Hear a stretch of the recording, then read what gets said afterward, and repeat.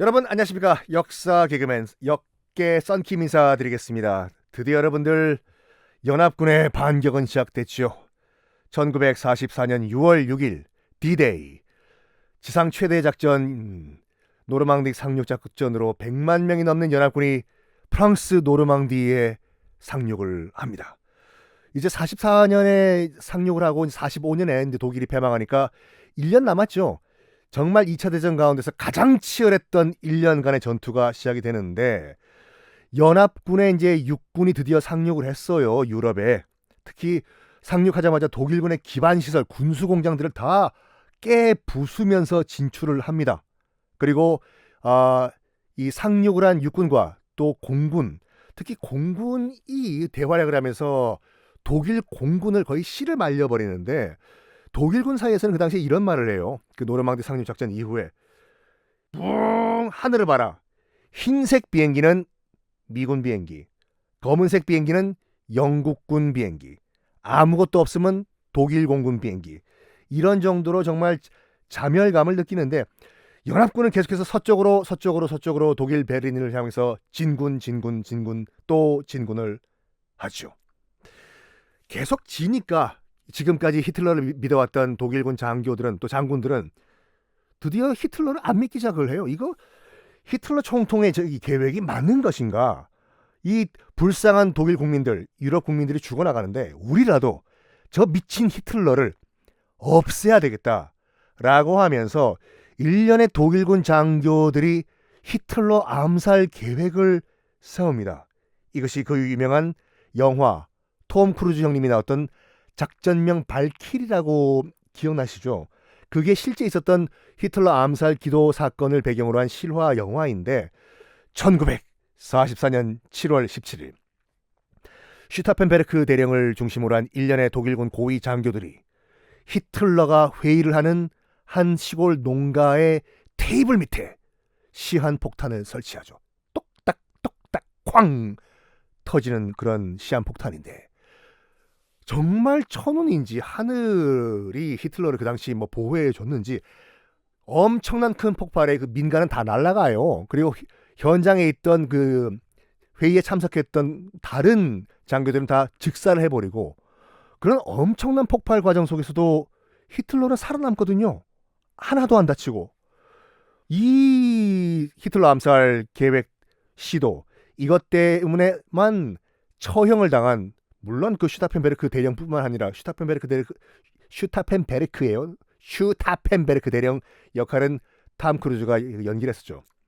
포함해가지고 총 200명이 처형을 당하는데 그 당시 독일 대법원의 판사께서 그 히틀러 빠였거든요. 히틀러 광팬.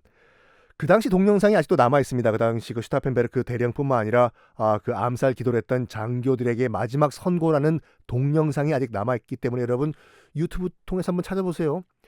정말 쌍욕을 하는데 그 재판관이 슈타펜베르크 대령뿐만 아니라 뭐라고 얘기하냐면 너희들은 독일 제국 제3제국 히틀러 제국의 암적인 존재고 쥐새끼고 바퀴벌레고 너희들은 정말 불로 싸 질러 죽여야 되지만 이 독일 법에 따라서 총살밖에 없기 때문에 총살을 당하는 거를 영광으로 알아라 이 쥐새끼들아. 이런 말을 공개적으로 하고 너무 소리를 지르다 보니까 그 판사가 옆에서 그 동영상을 찍고 있었던 그 당시 그 영상 기술자가 있었을 거 아니에요. 소리가 찢어진다고 조그만 판사님 목소리를 낮춰달라 이런 요구를 할 정도로 판사가 알지라로 욕을 해요. 이 쥐새끼들 바퀴벌레들 어떻게 감히 히틀러 총통에게 그런 짓을 했어 이 쥐새끼들아. 저기요 판사님 왜? 지금 마이크가 찢어지는데 목소리 좀 낮춰주실래요? 알았어. 이런 식으로 녹음을 한 게 아직 남아 있습니다. 히틀러는 깜짝 놀랐겠지요. 니들이 감히 날 죽이려고 해? 독일군 장교들이? 근데 살아남았었습니다. 약간 생각에 반전을 가해요. 역시 히틀러는 히틀러인 게 나는 말이야. 내 옆에 있는 애들은 다 죽었는데 난 안 죽었잖아. 나는 신이야. 2차 대전을 독일의 승리로 이끌로라고 하는 것은 하늘의 계시야. 이딴 소리를 해요. 거기에 또 이제 또 박수를 쳐준 게 누구냐면 무솔리니 그 당시 이제 그 파시스트 이탈리아의 지도자였던 무솔리니가 히틀러가 이 암살될 뻔했다는 소리를 듣고 기차를 타고 와요. 그 로마에서 베를린까지 삐삐 칙칙폭폭 와가지고 히틀러의 손을 꼭 잡으면서 히틀러 총통, 정말 당신은 하늘에서 내려준 신이에요. 죽을 수가 없어. 맘마미야. 우리 이 유럽을 점령하려고 하는 것은 이탈리아와 독일의 운명인 것을 이라고 히틀러에게 힘을 주고 다시 기차 타고 로마로 돌아갑니다. 나는 갑니다. 그래도 겁이 났겠죠, 히틀러가. 이제 믿을 놈들은 없다.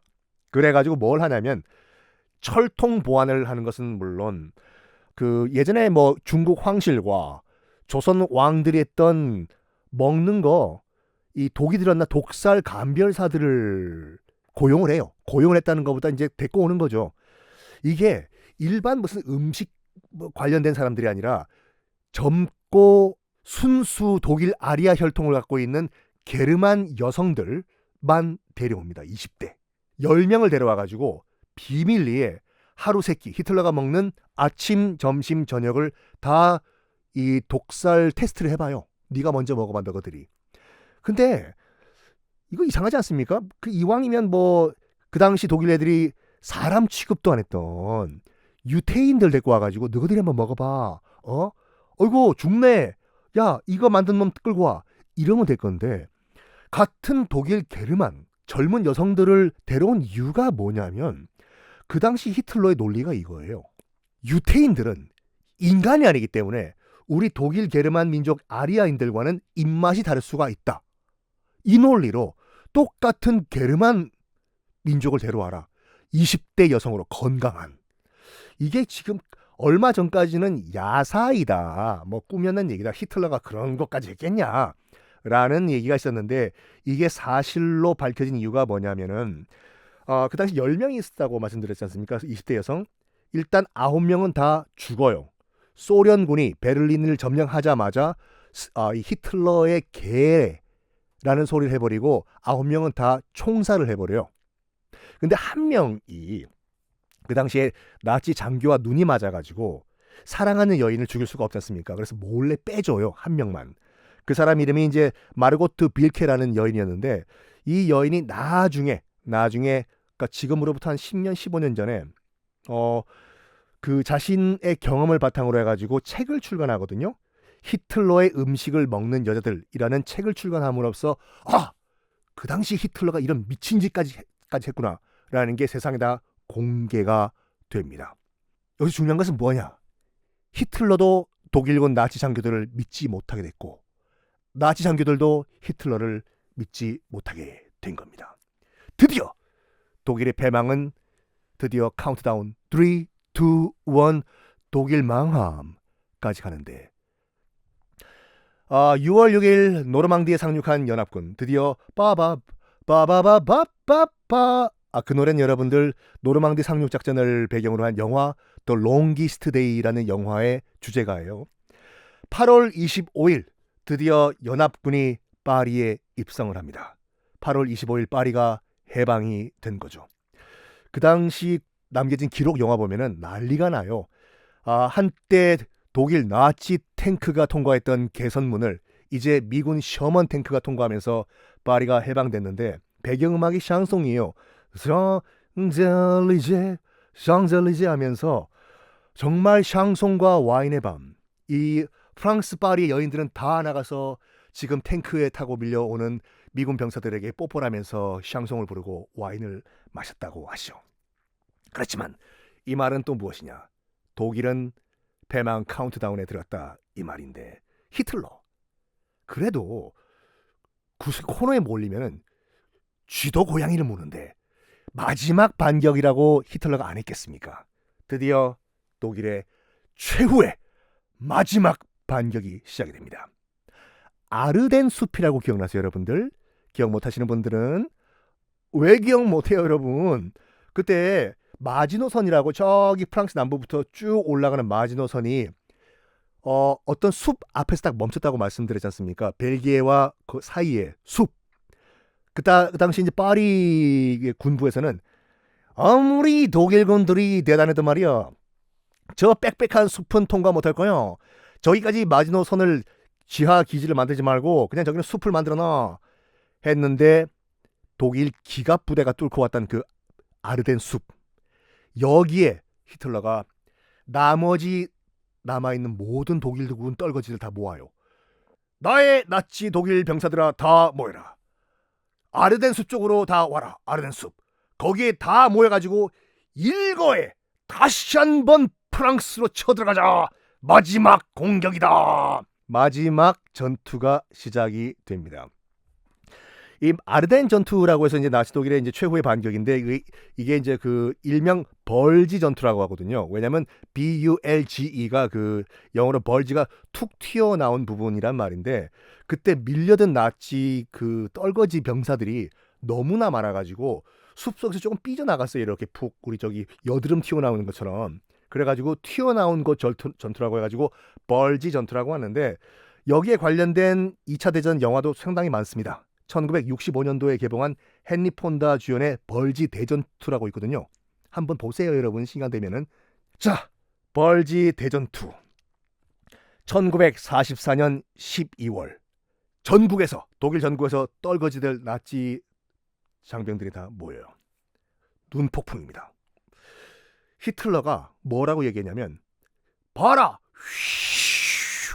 이 춥고 어두운 아르덴의 악천후까지 몰아치고 있다.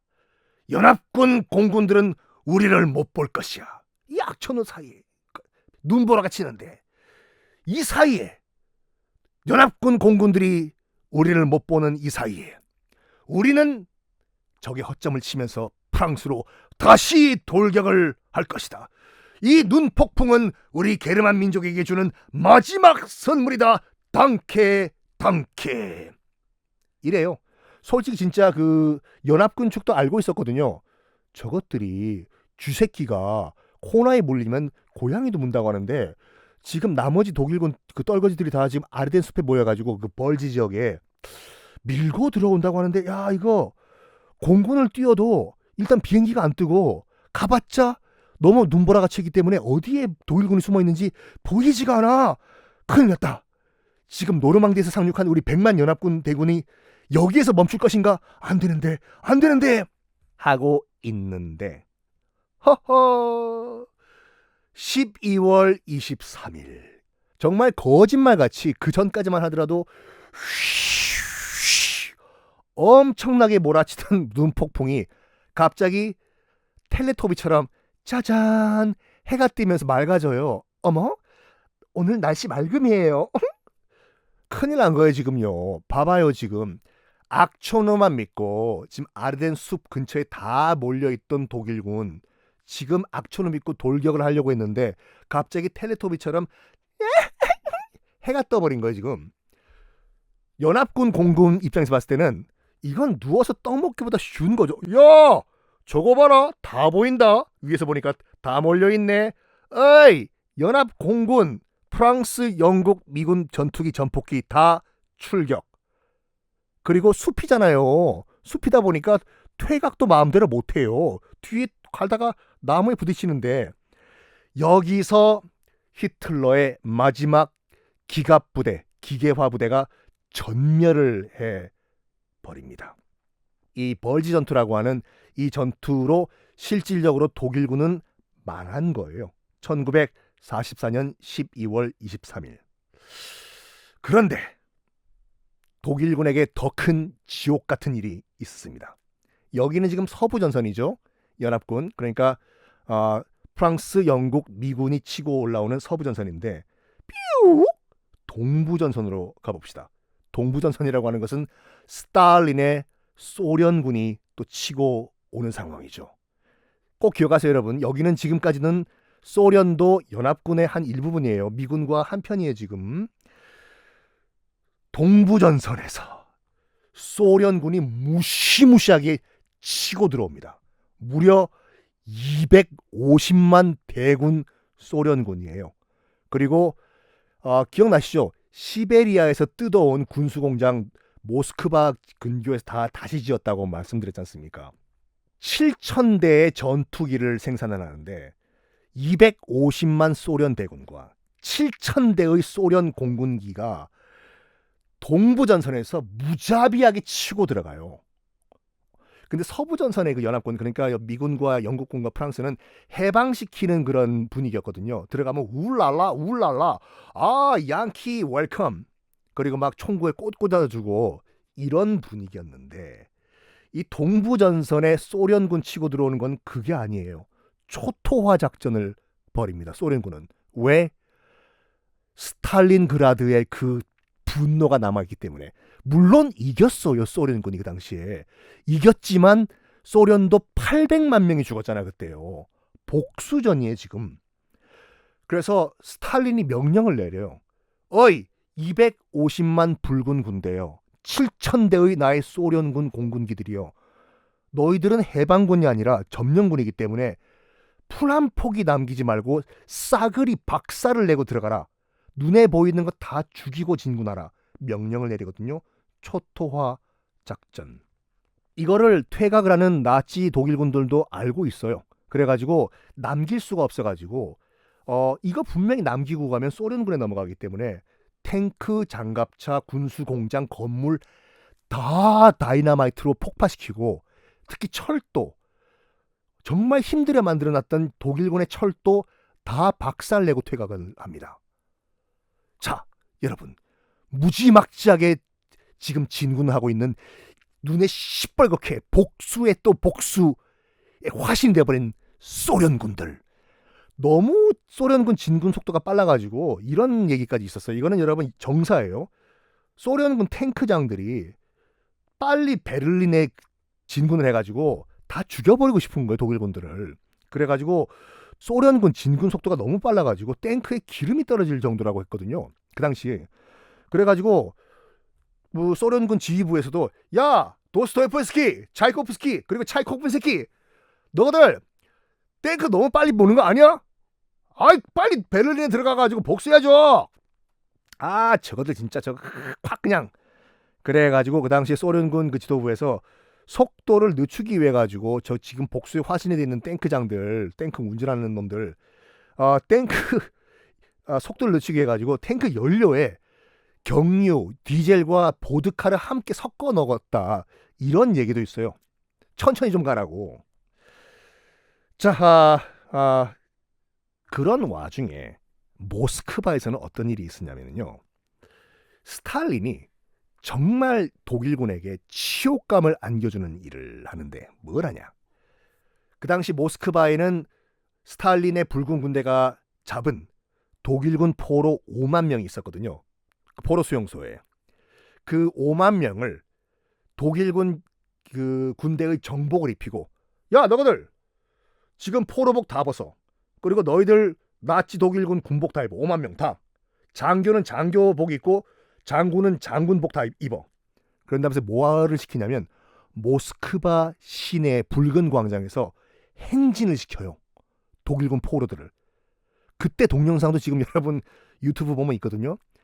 그 독일군 5만 명이 정복을 입으면서 모스크바 광장을 행진을 하는데, 독일군 장교를 맨 앞에 세우고 그 다음은 영관급 장교, 그 다음에 병사들 울면서 행진을 해요, 고개 숙이고. 얼마나 쪽팔릴까요 그때. 그때 옆에 서 있던 모스크바 시민들은 침 뱉고 돌 던지고, 독일군 장군, 나치 독일의 장군이에요.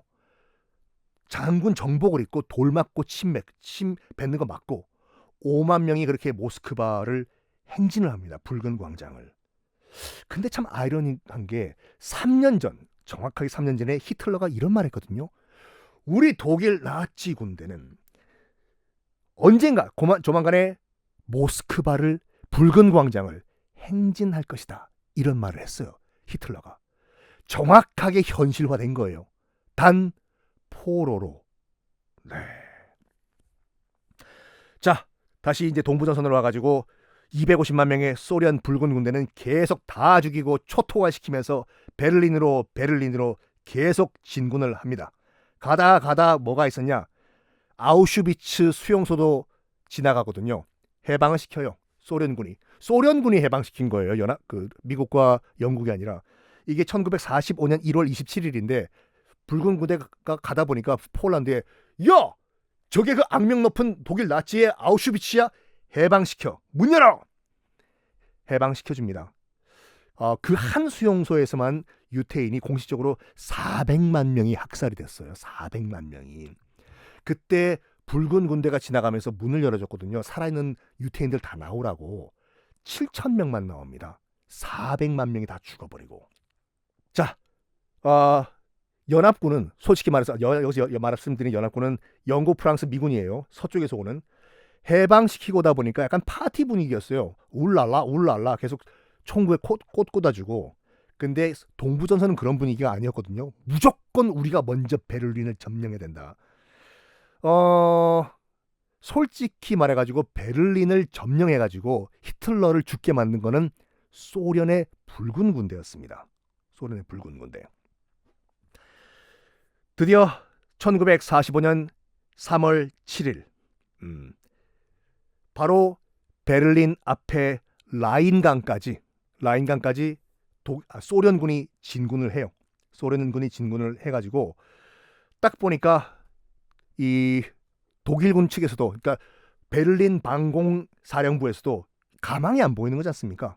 그래서 일단 독일군의 그 당시 그 총사령관이었던 발터 육군 원수가 베를린에서 권총으로 자살을 해버려요. 탕. 네. 그리고 1945년 4월 30일 히틀러가 권총으로 베를린의 지하 벙커에서 자살을 합니다. 그 당시 히틀러가 자살했던 나이가 56, 56세였거든요. 일단 청산가리를 삼킨 다음에 권총으로 자기 머리를 쏘았죠. 그 전에 누구를 죽이냐면 4월 15일에 히틀러가 비밀 결혼을 합니다. 그거를 또 보고 히틀러를 찬양하시는 분도 계시는데, 히틀러가 솔직히 평생 여자에는 관심이 없다가 딱 한 명의 여인을 사랑했어요. 에바 브라운이라고, 뭐 20몇 살 연하의 여인인데, 죽기 직전에 이제 베를린으로 소련군이 진군을 해오는 걸 알고 있었죠. 그래서 죽기 직전에, 죽기 한 뭐 1주, 2주 전에 이 에바 브라운과 결혼을 해요. 죽을 거 알고 있었어요. 에바 브라운도.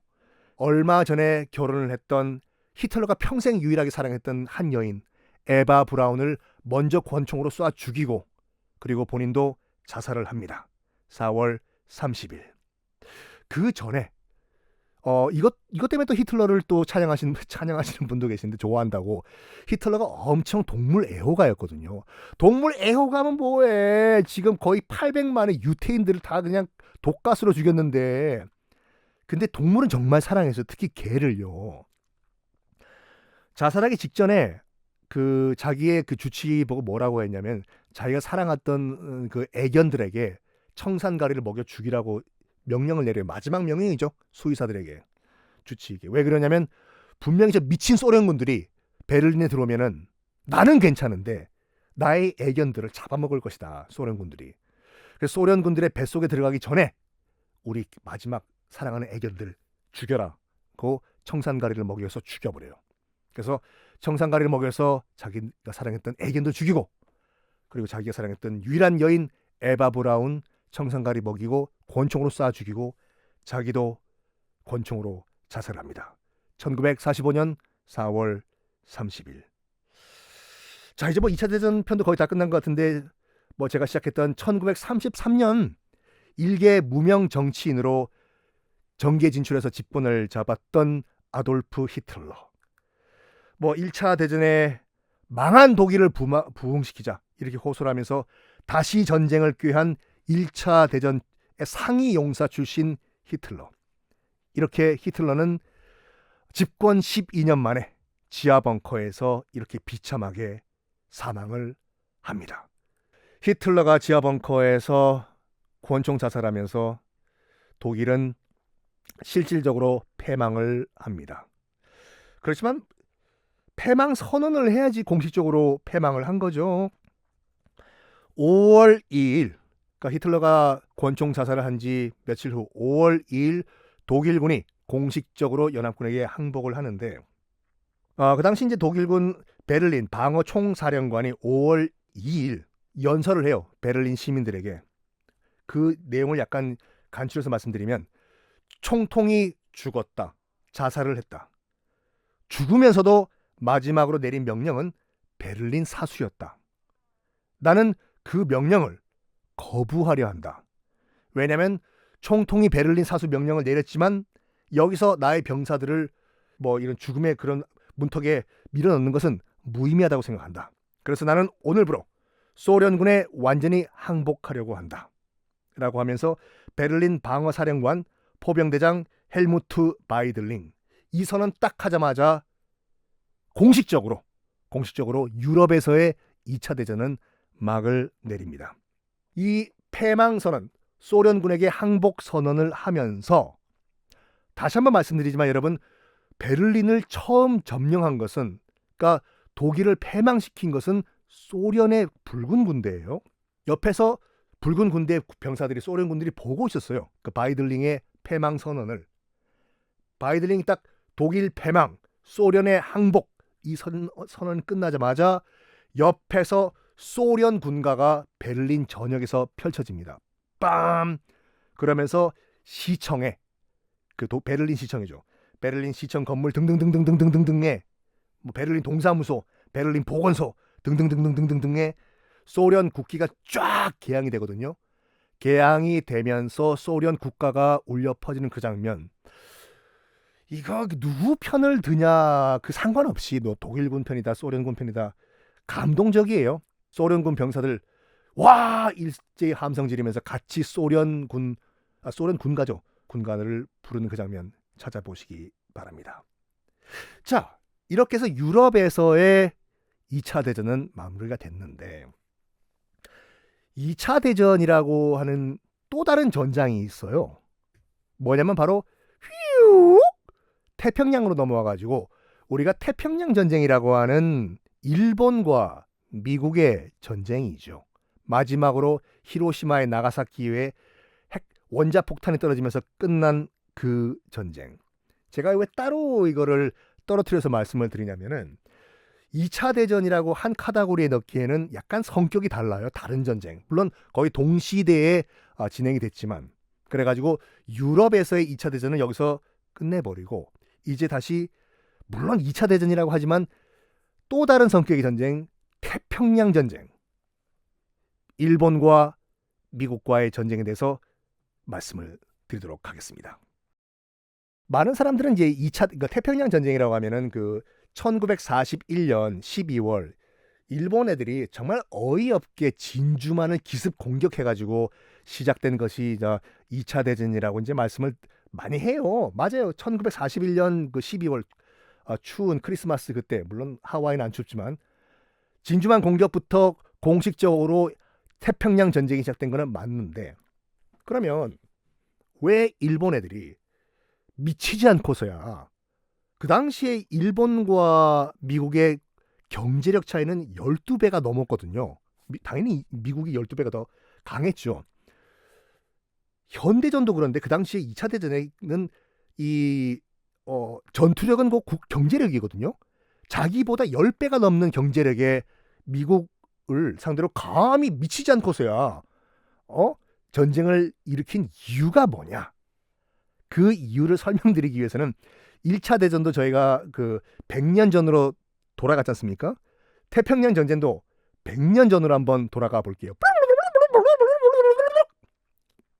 자, 100년 전. 그러니까 태평양 전쟁이 1941년도에 터졌는데 100년 전 1840년대 일본으로 한번 돌아가 봅시다.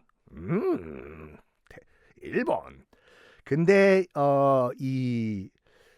우리가 태평양 전쟁이라고 하면은 뭐 야스쿠니 신사도 나오고 뭐 가미가제 특공대도 나오고 뭐 진주만 폭격도 나오고 원자폭탄 뭐 얘기도 많이 나오는데 뭐 히로이토 덴노도 나오고 이 모든 걸 이해하기 위해서는요.